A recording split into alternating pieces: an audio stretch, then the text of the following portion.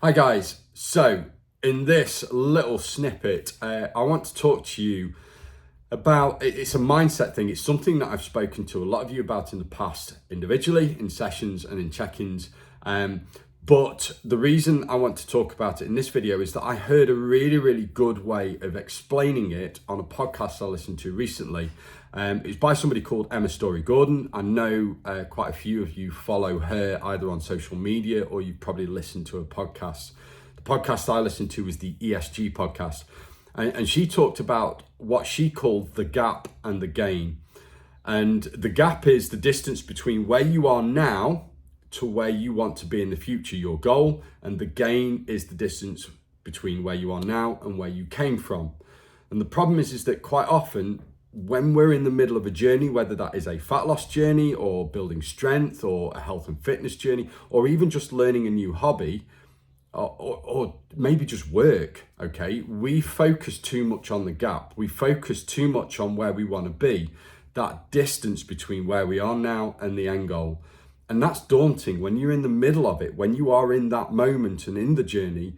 It's a really daunting prospect. It seems miles away and it can be disheartening and can actually demotivate you. And that is why a lot of us struggle with focus too much on that. So for example, if weight loss is your goal and you've got this arbitrary target weight that you're working towards, where you are now, it could be that seems miles away, especially when weight loss can be frustratingly slow. What I want you to do is focus on where you've come from, your gains. Think about all the positives. You know, if you started at a certain weight and you've lost 2 stone and you've still got a stone to go, focus on the 2 stone that you've lost, not the stone that you've got to lose.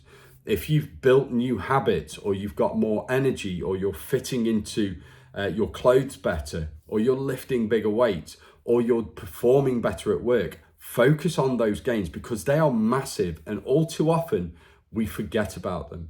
And we focus on how far we think and we perceive we've got to go.